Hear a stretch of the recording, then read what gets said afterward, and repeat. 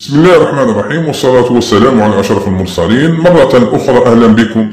اليوم سوف نواصل مع المنطق التعاقبي، لكن اليوم راح نشوفوا دارة جديدة من دارات القلابات التزامنية. قلابنا اليوم هو القلاب جيكا. إذا القلاب جيكا. القلاب جيكا لاحظوا جيدا رمز القلاب، نرسم القلاب جيكا. إذا لديه مدخلين جي وكا، لذلك سمي بجيكا. مدخل التوقيتية اش، لدينا المخرج كي وكي نفي، كي بار. إذا الدارة المنطقية للقلاب جيكا ثلاث مداخل ومخرجين أو مخرج ونفيه. إذا الجي في هذه الحالة هو الوضع في الواحد، مدخل الوضع في المستوى المنطقي واحد، كمدخل الوضع في الصفر. اش مدخل التوقيتية، مدخل الساعة أو التوقيتية.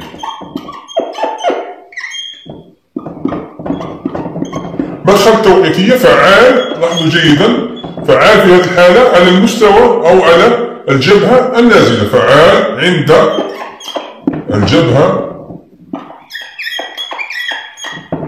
النازلة.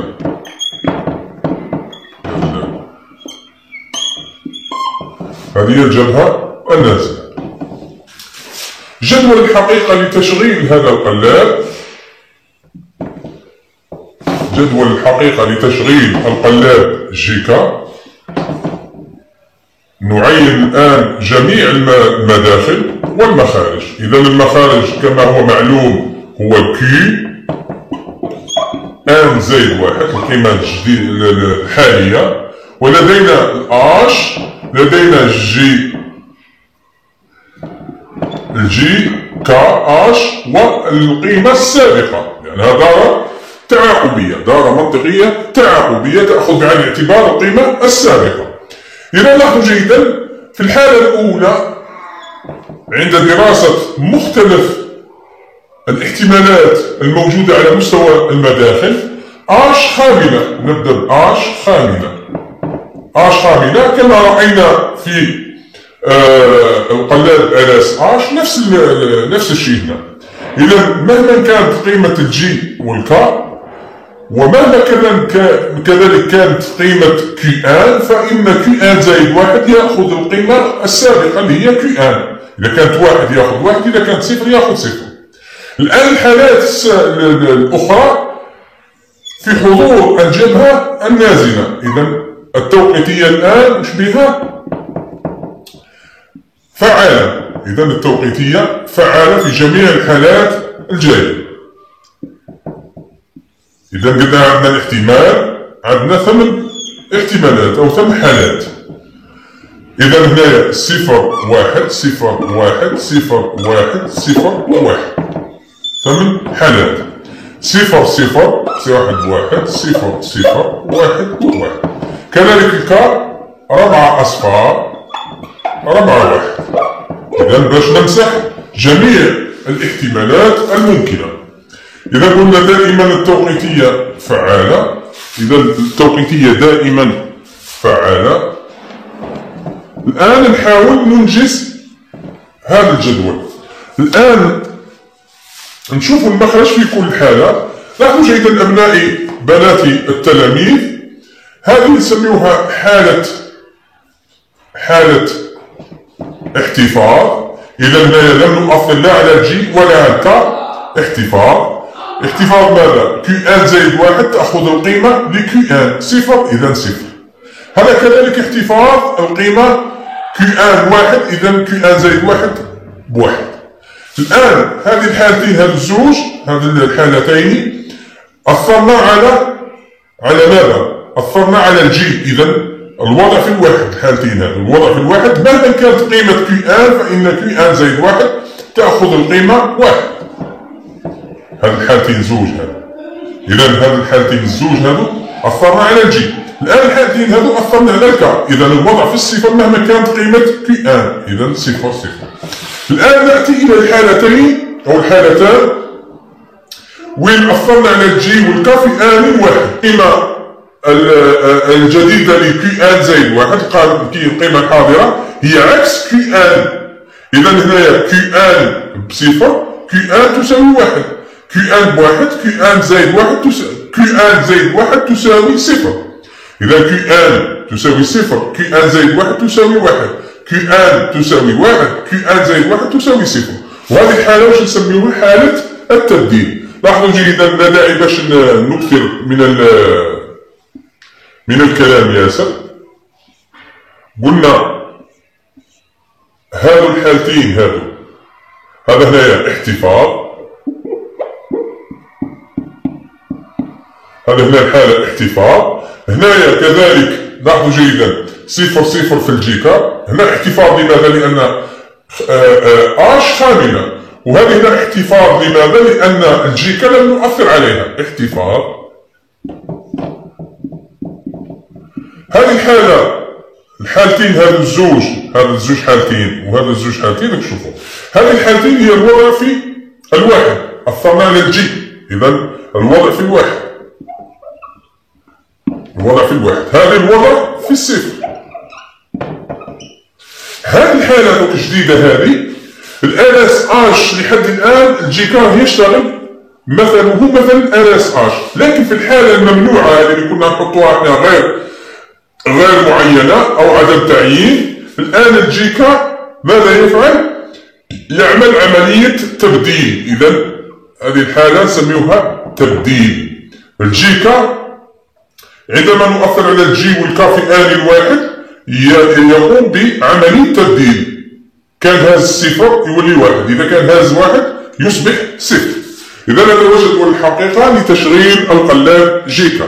إذا نستنتج أن القلاب جيكا يمتاز بخاصية التبديل. يمتاز بخاصية التبديل. الآن لاحظوا جيدا من خلال جدول الحقيقة يمكن جدول كارنو. جدول كارنو لاستخراج المعادلة المختزلة كي ان زائد واحد.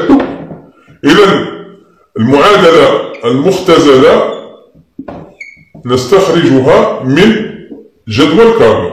الآن نصب جدول الحقيقة في جدول كارنو. كي ان صفر واحد جي والكا.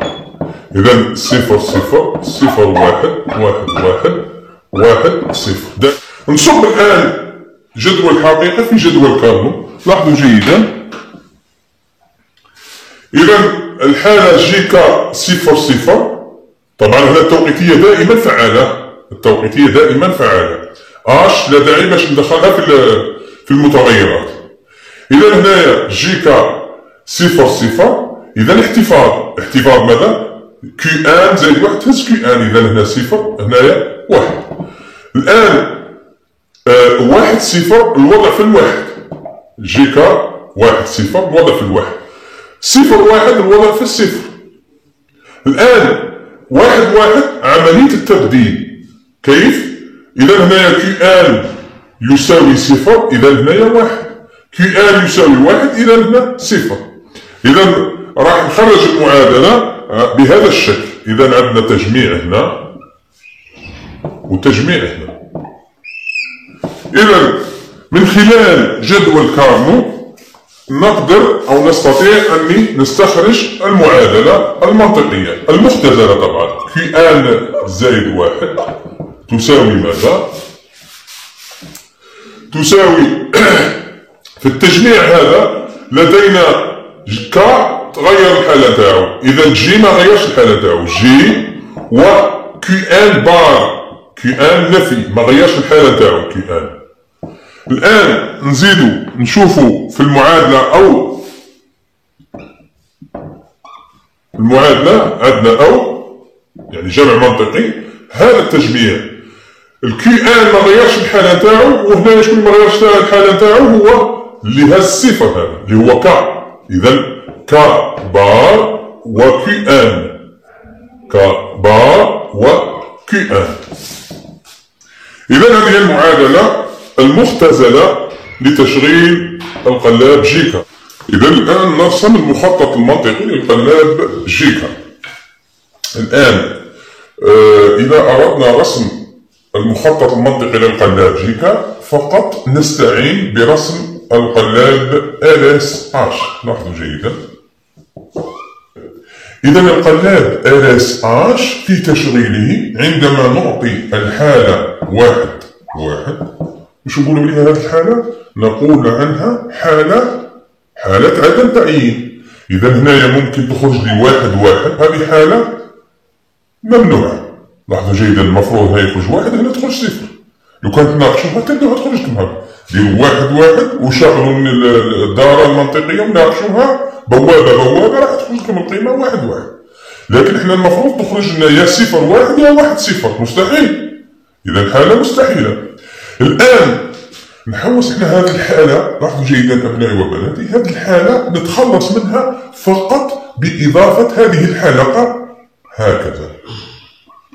إذا هنا وش صبينا ولا دخلنا للبوابة المنطقية الأولى حلقة أخرى ارتدادية وحلقة واحدة أخرى هنا دخلناها للبوابة.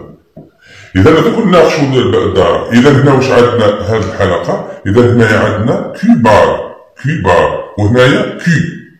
إذا بالإضافة إلى اس زدنا لها بالإضافة إلى اس و اش زدنا لهم الحلقة أو المدخل كي بار وهنا زدنا المدخل كي بالإضافة إلى ال و اش.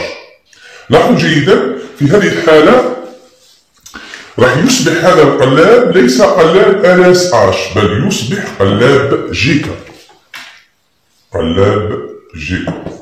إذا بكل بساطة لاحظوا جيدا أصبح قلاب جيكا. القلاب جيكا أبنائي وبناتي يحول الحالة 1 من حالة ممنوعة أو حالة عدم تعيين إلى حالة تبديل. المفروض هذا الصفر يصبح 1 وهذا الواحد يصبح 0. نناقشوا بكل بساطة. قليل من الذكاء ركزوا معي وقليل من التركيز ما تتطلبش ذكاء كبير. إذا عندما نريد أن نعرف قيمة مخرج بوابة يجب أن نتعرف على المداخل. إذا الجي مدينها 1 الآش فعالة مدوها 1 الكا أو الكي بار هنايا مش يساوي القيمة 1. إذا نبدأ احنا بالقيمة 0 كمخرج. إذا هنايا 1 نزيد نشوف مداخل البوابة الثانية. إذا الآش فعال 1 المدخل هنا 1 كاب 1 والكيب هنايا 0 وناقش. الآن نزيد نحط ثاني 0 هنا لأنه هذا 0 موصول هنا وهنا وهذا الواحد موصول هنا وهنا. إذا البوابة هذه كذلك الثانية عندها 1 وهذه عندها 0. الآن 1 ركزوا معي يا أبنائي 1 واحد منطقي وواحد منطقي يساوي ماذا؟ 1 ينفى 0 1. الآن البوابة الثانية هذه 0 و1 النتيجة 0 تنفى 1. أمر بسيط جدا قاعدة مطبقة. الآن في البوابة الثالثة هذه 0 و1 0 تنفى 1. إذا هذه القيمة المنطقية 0 أصبحت 1. الآن الواحد هذا ركزوا معي لازم يخرج هنا لأنه احنا ما نهزش مباشرة 0 ولا تبدلت هاي تقلبت ولات 1. إذا 1 تنفى 0. إذا هنايا القيمة 0 يعني 0 في الكي أصبحت 1. طبعا هذه تتبدل. كاين واحد يقول لي الشيخ ما تكلحناش تقول لي هنايا 1 معليش نخليو الصفر 0 هو 0 يتنفى 1. إذا الواحد هذا يعني الاستجابة في كي بار تحدث لها قليل من التأخر على مخرج البوابة كي. إذا المخرج هذا كي يستجيب هو الأول ومن بعد هذا يبقى في الواحد فترة زمنية قد تقدر ب20 نانو ثانية. هذا 20 نانو ثانية هو تأخر استجابة هذه البوابة باش تمد لي الواحد والواحد هذا يجي هنا باش يولي 1 و1 تعطيني هنايا واحد ويتلفى صفر. الصفر هذا حتى ويجي الصفر دوكا هذا هنا، لاحظوا جيدا صفر هنا، صفر وصفر، صفر يتلفى واحد. إذا تستقر القيمة المنطقية في المخرج واحد صفر بعد ما كان صفر واحد، يعني صفر في كي وواحد في المخرج كي بار.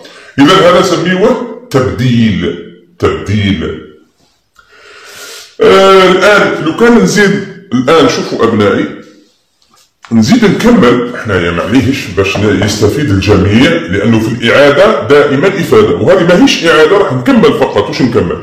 بعد ما حصلنا على القيمة في الخروج واحد صفر، الآن هذه القيمة لو كان نزيد نمد نبضة في الآش، لاحظوا جيدا أبنائي، لو كان نمد نبضة أخرى في آش مع احتفاظ بجي تساوي واحد وكا تساوي واحد، المفروض القلاب يزيد يدير لي عملية التبديل. لاحظوا جيدا، نهز الواحد هذا نحطه هنا أكيد، ونحطه هنا، إذا واحد لأنه المخرج يساوي واحد، المخرج المنفي يساوي صفر، إذا صفر هنا وصفر هنا، لاحظوا جيدا، صفر هنا، هذا صفر.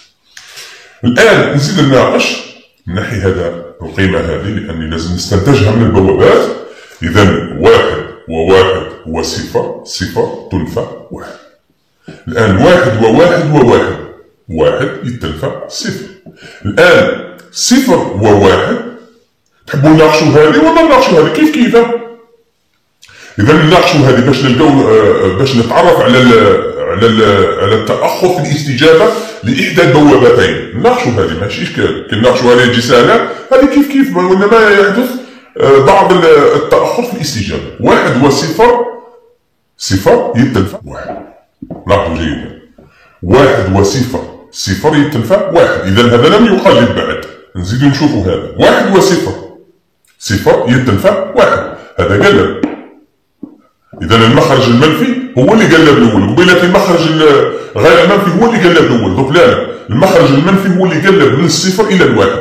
إذا نجيبوا واحد هنا، واحد وواحد واحد ويتنفى صفر، إذا هذا هو قلب. إذا هنايا من واحد حدث لنا قليل من التأخر في الاستجابة، ثم قلب إلى الواحد. إذا القيمة اللي استقرت هي صفر واحد، كانت واحد صفر أصبحت صفر واحد، يعني كان واحد ولا صفر. إذا هذا هو القلاب جيكا كيف يشتغل. الأمر بسيط جدا أبنائي وبناتي. شكرا على حسن الانتباه، والسلام عليكم ورحمة الله تعالى وبركاته.